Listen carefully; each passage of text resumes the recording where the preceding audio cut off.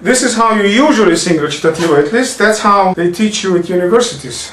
Imagine you're conducted. 1, 2, 3, 4, 1. Come mai creder deggia di sinero delitto capace un cavaliero a di scoprire il vero ogni mezzo si cerchi io sento in petto di sposo ed amico il dov'è che mi palla disingana la voglio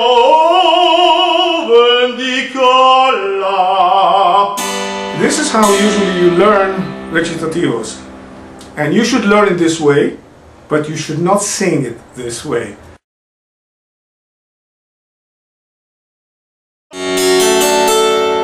Come mai creder deggia di sinero delitto capace un cavaliero a di scoprire il vero ogni mezzo si cerchi io sento in petto e di sposo ed amico il dov'è che mi palla disingana la voglio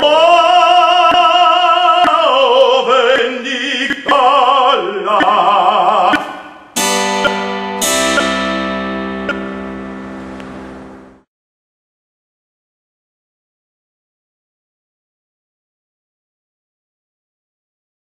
How to sing appoggiaturas. You see, at the very end of the phrase, when you have the same note, like come mai creder deggio di sinero delitto, come mai creder deggio, even here, the end of the phrase, in Mozart times, they had different options of singing that. For example, they could have done it come mai creder deggio, or come mai creder deggio. Come mai creder deggio. That would be extreme, but it was also possible in Mozartian times. If you look at the very interesting researches on Mozart style singing. Di sinero delitto, di sinero delitto, instead of delitto. Some conductors didn't like that. For example, one of my favorite conductors, Karajan, he preferred straightforward, like I do, come mai creder deggio. If you read serious works on Mozart style, you realize that Mozart style had a lot of freedom in it. It was coming from Baroque. It was a still Baroque opera in a certain way, but it was coming from Baroque to Romantic era. And so that is very interesting. Plus, Mozart is a genius, as you know. The little things about Mozart, and especially freedom of recitativo, is important to understand. Whenever you have the moments you don't have an accompaniment, it's not just somebody forgot to put an accompaniment. That's a tip for you that you're free. Now, you don't know that. A lot of conductors don't want you to know that because you can sing the phrase intact with the rhythm and everything, but they have to follow you then. They are not in a metronome regime. It's much easier for anyone just to count. Forse la soglia attinse e posa la fin.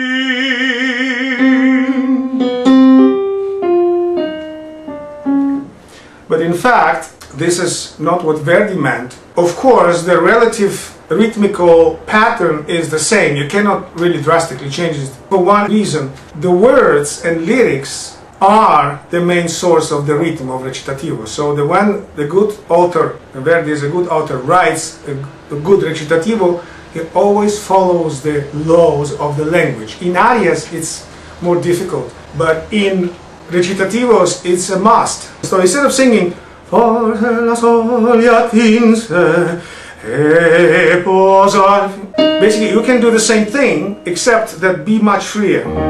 Forse la soglia tinse, don't count, e posa la fine.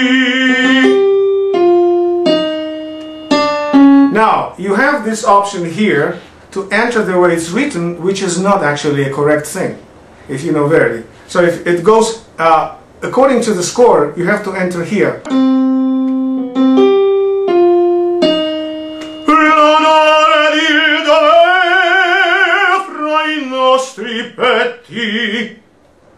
But in fact, the tradition says that you have to do this way.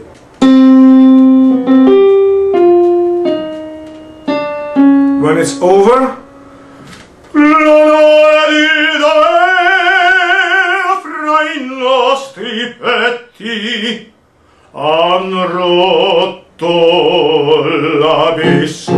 and you go to noto l'abisso. Now, when the rhythm enters, then of course you have less freedom, definitely, because that you're together in ensemble. But at the beginning, you see Verdi and Mozart are very different in recitativo styles.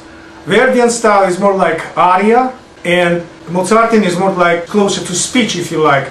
But the same, you see, even though Verdian recitativo is like an aria, still the rhythm in recitativo is always free.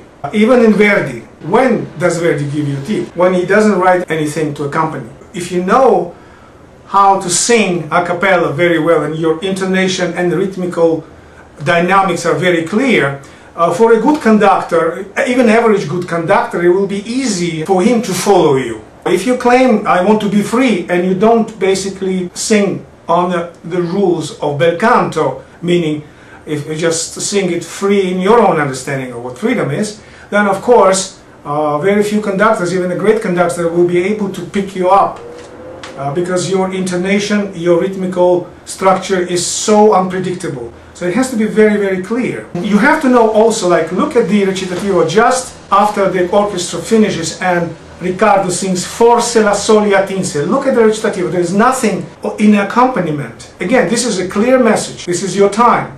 You don't have to count, because if you count, that's a boring and dull. It's not art. This is just a mechanical reproduction of what is written in a score. Also, the freedom in recitativo, not always when there's nothing in the score. When there's a long chord connecting, let's say, 1 bar or 2 bar, is the same thing.